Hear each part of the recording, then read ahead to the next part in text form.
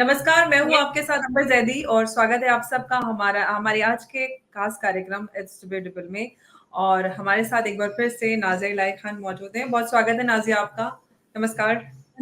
वंदे मातरम। वंदे मातरम। वालेकुम अस्सलाम। कैसी हैं आप?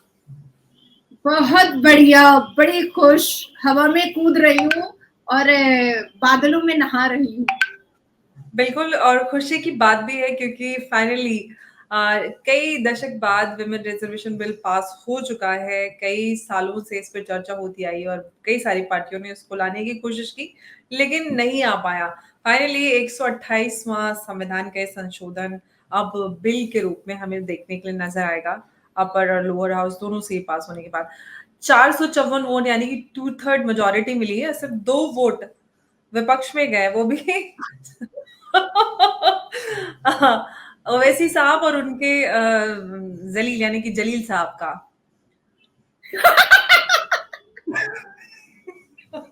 अच्छा, थोड़ा सा हमारा अगर स्लिप ऑफ टंग हो जाए तो जलील साहब थोड़े जलील साहब नहीं हो जाएंगे? मेरी अक्सर स्लिप ऑफ टंग हो जाती है, तो ऐसा हो जाता है कभी कभी। तो दोनों ने इस तरह की हरकत नाज़िया देखिए, हालांकि विपक्षी दलों की बात की जाए तो सबने ना नुकुर और जो भी ऑब्जेक्शन थे बावजूद उसके सबने वोट किए, सिवाय ओवैसी जी और ये जलील साहब। और कहना उनका ये है, जितने भी ओवैसी साहब के प्रवक्ता हैं वो कहते हैं कि इतिहास में 2 शेरों को याद रखा जाएगा, जबकि सच्चाई ये है कि ये सभी महिलाओं के लिए था। और हमारे संविधान में धर्म के आधार पर किसी के लिए भी कोई आरक्षण नहीं है, ना ही ओबीसी के लिए ऐसा कोई प्रोविजन है। तो ये इस तरह की बयानबाजी, इस तरह के जो कदम है ओवैसी साहब का, जो महिलाओं के विरोध में मैं तो देख रही हूँ। आप किस तरह से देख रही हैं? देखिए, जब फंडामेंटल राइट्स और फ्रीडम ऑफ स्पीच का नारा बुलंद करते हुए ये आराम से बलात्कार करते हैं, 4 शादियां करते हैं, उसके बाद फिर जन्नत में हूरे ढूंढते हैं, तब तो इनको इनको कास्ट डिस्क्रिमिनेशन नहीं पढ़ रहे हैं संविधान, भारत के संविधान में। पर क्योंकि अपना एक जहर उगलना था, अवेसी जी को अपना कलेजा कूटना था नए संसद के बाहर में, एक टीआरपी का माहौल जो उनको मिली नहीं, टीआरपी ये माहौल उनको क्रिएट करना था, इसलिए उन्होंने एक अपनी टिप्पणी रखी है। लेकिन अंबर, मैं कहीं ना कहीं बहुत खुश हूँ कि पहली बार अवेसी साहब के मुंह से ये निकला है कि मुसलमान औरतों को भी मेंबर ऑफ पार्लियामेंट बनना चाहिए। मोदी जी ने हलक में उंगली डाल करके ये तो अवेसी के मुंह से निकलवा दिया। कहीं तो वो कहा, हमेशा उन्होंने कहा है कि भाई लड़कियां आवारा हो जाती हैं अगर उनकी शादी जो है वो इस्लामिक तरीके से मेंस्ट्रुएशन के बाद ना की जाए, लड़कियों को ज्यादा पढ़ाना, लड़कियों की शादी कम उम्र में करना, ये सारी बातों पर उन्होंने हमेशा all India Muslim personal law board के सपोर्ट में वो खड़े हुए हैं, एक पिलर बन के खड़े हुए हैं। तो उनके मुंह से ये निकलना कि लड़की को, मुसलमान लड़की को क्यों नहीं मेंबर ऑफ पार्लियामेंट के लिए बोला गया है, तो भाई मैं कहना चाहती हूँ कि अवेसी अपनी सीट छोड़ देना, अंबर या नाज़िया को दे दे, हम लोग जीत जाएंगे, क्या ही फर्क पड़ता है, ब्यूटी विद ब्रेन है हमारे पास। तो अब मैं पूछना चाहती हूँ आपके इस ब्रॉडकास्ट के माध्यम से कि अवेसी साहब ने अपनी पार्टी में कितनी मुसलमान लड़कियों को और बच्चियों को टिकट दिया? अवेसी साहब अपनी पार्टी के पॉलिटिकल पब्लिक गैदरिंग मंच पर कितनी बच्चियां और मुसलमान लड़कियों को वो स्पीच रखने का और एक पावरफुल पोजीशन देने के हित में वो रहते हैं। तीसरी बात मैं पूछना चाहती हूँ कि अवेसी साहब बाहर से, फॉरेन कंट्री से बैरिस्टर बन करके आए हैं, उनकी स्पीच में क्या कभी उन्होंने कहा कि मुसलमान बच्चियां भी बैरिस्टर बने, उनका खर्चा मैं उठा लूंगा, उनको मैं पढ़ा दूंगा? देखिए, हमने भारत से लेकर के पाकिस्तान तक अंबर, हमने हार्वर्ड के और बाहर के पढ़े हुए तीन पुरुषों को देखा है, 3 पुरुषों को, इमरान खान, राहुल गांधी और अवेसी साहब, ये 3 लोग बाहर से पढ़ करके आए हैं। इमरान खान कुत्ते की दुम बन करके रह गया, पाकिस्तान के बच्चे इसको कुत्तों से मिलाते हैं, और हमारे राहुल गांधी ठहरे तो उनको पप्पू बुलाया जाता है। अवेसी साहब रहे तो आज तक मैंने उनको सीना कूटने के अलावा और रुदाली की तरह आंसू बहाने के अलावा मैंने कुछ देखा ही नहीं है उनका। हमेशा रोते ही रहते हैं, चीखते ही रहते हैं। मैं याद दिलाती चलूं कि ये वही अवेसी है जो ट्रिपल तलाक बैन होने पर किस तरह से पार्लियामेंट के अंदर सभा में चीख रहा था कि नहीं, 3 तलाक बैन नहीं किया जाएगा, 3 तलाक हमारा अधिकार है। भाई साहब, इसकी तो पांचों उंगली घी और सर कढ़ाई में है। एक बीवी मुसलमान है, दूसरी फॉरेनर है, तो इनको तो कोई फर्क पड़ नहीं रहा है। ये तो बड़े मजे में गुलछर्रे उड़ा रहे हैं। इनकी बेटियां, 5 बेटियां पहली बीवी से है और शायद फॉरेनर से एक बेटा पैदा हुआ है, if I am not wrong. मुझे लगता है कि मैं सही बोल रही हूँ। तो भाई पांचों बेटी शादी किया इन्होंने 12 साल की उम्र में कर दिया, पीरियड्स होने के बाद। नहीं तो आवारा हो गई होगी अब तक तो बिल्कुल बच्चा आवारा हो चुकी होगी, क्योंकि वो तो all India Muslim personal law board के सपोर्ट में खड़े होते हैं। देखिए, ये हमारे लिए, इस भारत की तमाम महिलाओं के लिए, मेरे लिए, आपके लिए इतना इतना बड़ा तोहफा मोदी जी ने दिया है, इतना खूबसूरत तोहफा गणेश चतुर्थी पे दे डाला कि शायद इस भारत में पैदा होने वाली बच्चियां भी मोदी जी को याद रखेंगी इन फ्यूचर। 33% वुमेन रिजर्वेशन को दे करके और उसका नाम नारी शक्ति वंदन रख करके उन्होंने वाकई में नारियों को शक्ति दे डाला। उन्होंने वाकई में नारियों को सशक्त कर डाला। हमें याद रहना चाहिए कि हम कल्पना करते थे कि कभी चांद पर हम भी जाएंगे, चले गए, झंडा लहर गया और नाम भी शिव शक्ति रखा गया। हमने कभी कल्पना की थी कि भारत की धरती पर भी कभी इतने बड़े बड़े लीडर और डिप्लोमेट आएंगे कि हम उनको अपनी नंगी आंखों से देखेंगे, अपनी खुली आंखों से देखेंगे। वो भी हमने G20 की समिट में देखा। हमने कभी कल्पना की थी कि हमारा भारत भी इकोनॉमिक ग्राफ में 5वें पोजीशन पर, 4थे पोजीशन पर, 3रे पोजीशन पर आएगा, आ गया। हमने कभी कल्पना की थी कि हम भी सर ऊंचा करके अपनी जीडीपी के बारे में कहेंगे, वो भी आ गया 7.2% पे। हमने कभी कल्पना की थी कि आंखें निकाल करके पाकिस्तान को कहेंगे कि आके दिखा, डिफेंस हमारा 4थे पोजीशन पर है, वो भी आ गया। तो आप सोचो कि जब आज ये भारत की भूमि, ये धरती इतनी तरक्की याफ्ता हो रही है, चारों, पूरी दुनिया, पूरे विश्व, पूरी कायनात में इस भारत को सर्वप्रथम देखा जा रहा है। इस भारत का माला सब कोई जप रहे हैं। ऋषि सोनक जैसे ब्रिटिश के प्राइम मिनिस्टर आकर के कहते हैं कि आई एम प्राउड हिंदू, वो जय सिया राम कहते हैं। इनके कलेजे में इतनी दर्द हो रही है, इतनी दर्द हो रही है, छाती पीट पीट कर, कूट कूट कर, मुझे लगता है कि अवेसी का 5 फुट 11 इंच 5 फुट 2 इंच हो जाएगा, मुझे ऐसा लगता है। अब बात आती है कि जितने भी 28 माथा के रावण हैं जो एक साथ हो चुके हैं, एक झुंड में आ चुके हैं। सुअर हमेशा झुंड में रहता है, शेर हमेशा अकेला चलता है, ये बात तो सबको पता है। गधा भी झुंड में निकलता है, तो और शेर हमेशा अकेला चलता है। तो ये जो झुंड में अभी कह रहे हैं कि एक तो सोनिया गांधी, मैं थोड़ा सा बात को ये बोलना चाहूंगी क्योंकि मैं बड़ी उत्तेजित हो रही हूँ इसको बोलने के लिए। कल संसद में सोनिया गांधी जी हिंदी बोल रही थी। बड़ी बड़ी मतलब दुर्भाग्य की बात है कि अब तक उस औरत को हिंदी बोलना नहीं आया है, अब तक उस औरत को हिंदी बोलनी नहीं आई है। तो कल बड़ी लंबी लंबी जीवन साथी के बारे में बात कर रही थी। तो भाई 27 साल आपने हमें इंतजार क्यों करवाया? आपके पास तो डेकेड पर डेकेड पर डेकेड पर डेकेड आपके हाथ में, आपके बाप दादा ससुर सास के हाथ में ही तो थी सरकार, आपको करवा लेना चाहिए था। 27 साल आपने भारत की नारियों को न मान दिया, न सम्मान दिया, न महत्व दिया, न अपने बराबर में खड़े होने का दर्जा दिया, और अचानक से आपके जीवन साथी आ गए। तो आप सोनिया गांधी के जीवन साथी के वक्त में ही हमारे मुस्लिम कौम की पहली औरत 1984 में उन्होंने ये बात सर्वोच्च न्यायपालिका, the honourable supreme court of India में रखा था कि 3 तलाक बैन कर दो, बहुत विक्टिमाइज्ड हो रही है, हमें 400 रुपया मेंटेनेंस दिलवा दो। तब आपके परिवार वाले और आपके जीवन साथी राजीव गांधी जी ने पॉलिटिक्स में मुसलमानों के वोट को महत्व देते हुए, पुरुषों को महत्व देते हुए, इमाम बुखारी के खुतबे को महत्व देते हुए, सोनिया गांधी को इमाम बुखारी के साथ जीप पे घुमाने को महत्व देते हुए उस औरत के आंसुओं को तो महत्व नहीं दिया था राजीव गांधी जी ने। आज आप छाती कूटिएगा पार्लियामेंट के अंदर कि ये मेरे जीवन साथी ने किया है। अरे कब किया? कर लेते। मौन व्रत की सरकार आई थी, उससे पहले राजीव गांधी जी की सरकार आई थी, उससे पहले इंदिरा गांधी जी की सरकार आई थी, उससे पहले नेहरू जी की सरकार आई थी, तब काहे नहीं किए? किसने रोक दिया था क्या? कलम पकड़ लिया था क्या? उंगली पकड़ ली थी क्या, जुबान पकड़ लिया था क्या? सत्य का सामना करना बड़ा कठिन होता है अंबर। देखिए, इंदिरा गांधी को अगर सही से पढ़ा जाए और समझा जाए, वो कभी नहीं चाहती थी कि उनके बराबर में कोई भी महिला खड़ी हो।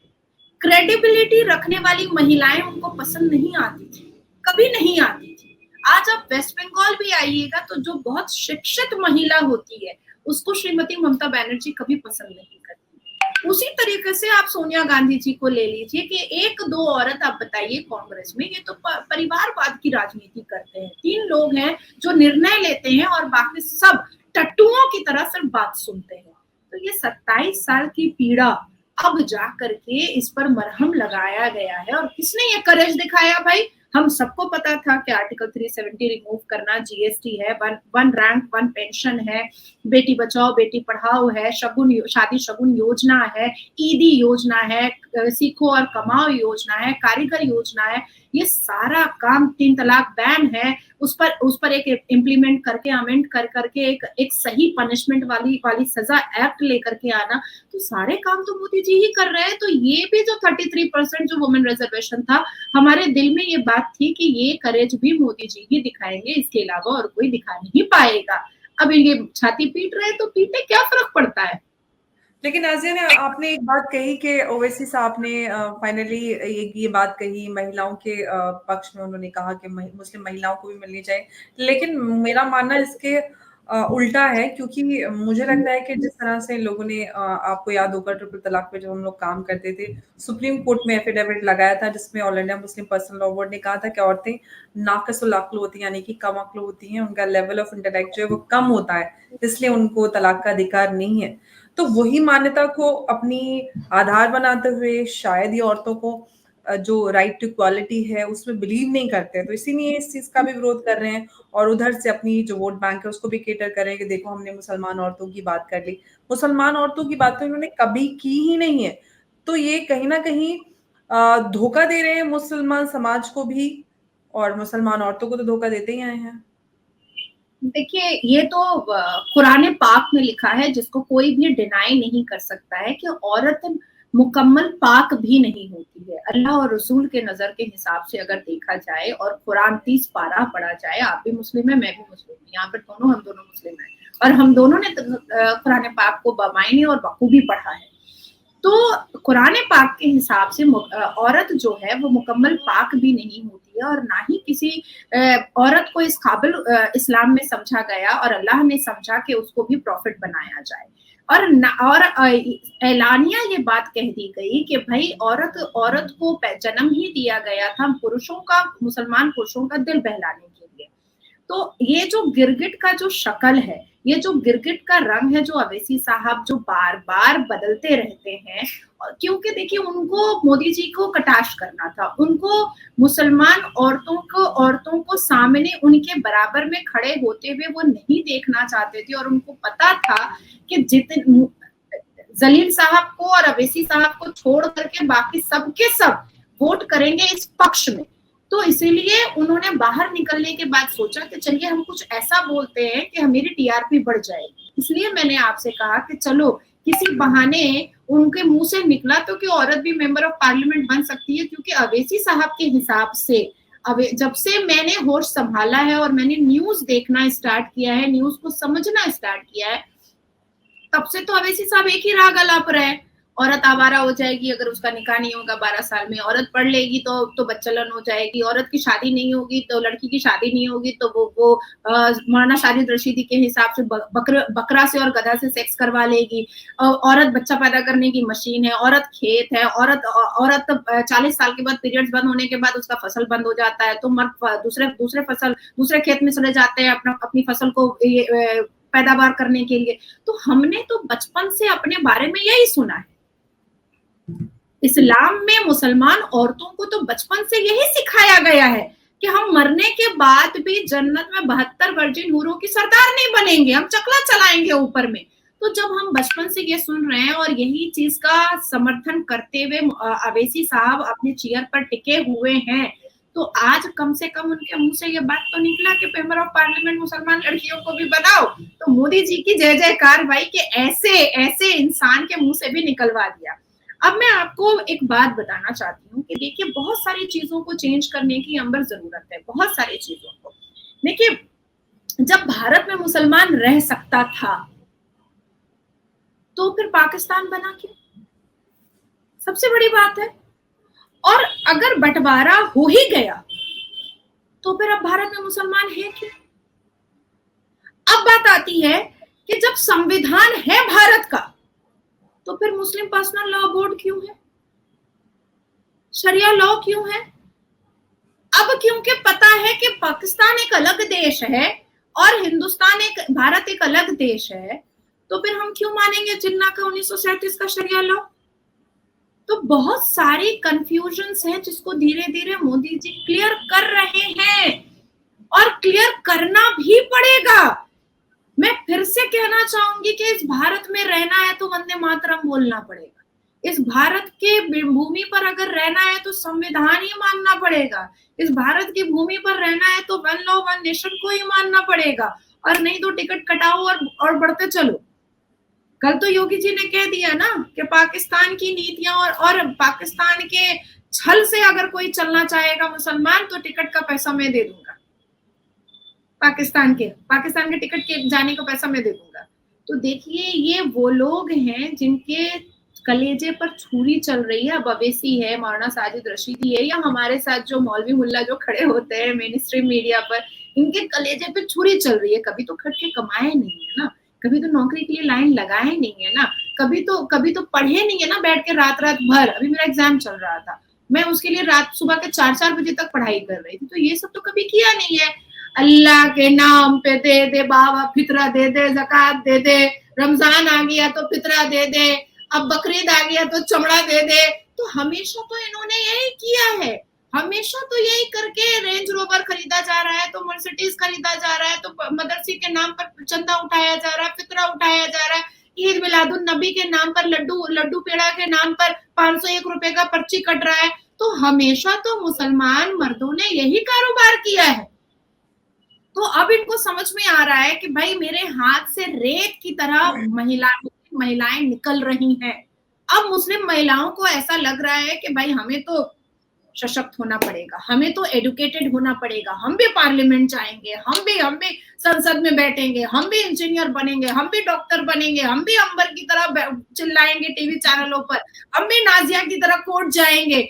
तो अभी जब हम लोगों को देखने के बाद महिलाओं के दिल में एक चीज आ रही है कि भाई हम अपने अधिकार के लिए क्यों नहीं लड़ सकते, हम क्यों बनेंगे बिस्तर का खिलौना। तो ये चीज अवैसी से लेकर के सारे मुसलमान जो इस्लाम धर्म के ठेकेदार बने हैं उनको समझ में आ चुका है कि हमारे हाथ से मुसलमान महिलाएं निकल चुकी हैं। अब वो बची हुई है जो किसी ना किसी पार्टी से, किसी ना किसी एनजीओ का के पैसे के लालच में है, और वो मुल्ली बन करके शक्ल छुपा कर कभी आपको गालियां देती हैं, कभी मुझे गालियां देती हैं, कभी आपकी शक्ल सूरत को वो पत्ते पर उड़ाती हैं, कभी मेरे उड़ाती हैं। पर वो जानती हैं कि एक लिमिट तक हमको उड़ाना पड़ेगा, नहीं तो ऐसा मारेगी कोर्ट का दौड़ ऐसा कराएगी कि 4 दिन चेयर पर नहीं बैठ पाएंगे हम लोग। तो ये चीज भी उन लोगों को समझ में आ रही है। तो मुझे एक बात मैं आपसे समझना चाहती हूँ कि बार बार हम देखते हैं कि महिलाओं के विरोध में इनके चाहे बयान हो चाहे एक्टिविटीज हो, ये सारी होती है। अब फाइनली जब हमने देखा कि जो ये महिला आरक्षण बिल था, इसमें भी विरोध उनका नजर आया। हालांकि विरोध का कहने का उनका अंदाज और था, लेकिन था ही विरोध। तो आपको नहीं लगता कि मुस्लिम महिलाओं को बाहर आकर इस तरह के लोगों को का विरोध करना चाहिए, उन लोगों को आइडेंटिफाई करना चाहिए, नेम शेम करना चाहिए कि बहुत हुआ, अब हमारे अधिकारों की अवहेलना कब तक करोगे, कब तक हमें हमारे अधिकारों से वंचित रखोगे? देखिए आना तो बिल्कुल चाहिए, बिल्कुल रोड पर चौराहे पर उतर जाना चाहिए, हर हाल में उतरना चाहिए। और मुझे लगता है कि आने वाले साल 2 साल 3 साल में हम ये नजारा भी देखेंगे। अभी थोड़ा देख रहे हैं हम, लेकिन आने वाले साल 2 साल 3 साल में ये नजारा भी हम जरूर देखेंगे। हमारी आवाज बढ़ेगी, अंबर और नाजिया की आवाज बढ़ती हुई नजर आ रही है, और मुझे लगता है कि और बढ़ेगी। लेकिन अभी देखिए अभी हो क्या रहा है ना कि एक जमाने से मुसलमान औरतों के कंधे पर एक जिम्मेदारी दी गई है कि इस्लाम बचा कर और संभाल कर रखेगी औरत। क्योंकि औरत हंसती है तो इस्लाम खतरे में आ जाता है, औरत वोकल हो जाती है तो इस्लाम खतरे में आ जाता है, औरत जीन्स पहन लेती है तो इस्लाम खतरे में आ जाता है, औरत हिंदू लड़के से बात कर लेती है तो इस्लाम खतरे में आ जाता है, औरत पढ़ी लिखी शिक्षित हो जाती है तो इस्लाम खतरे में आ जाता है। तो अब तक 1500 साल से हमारे कंधे पे ये जिम्मेदारी थी कि हमको इस्लाम को बचाना है।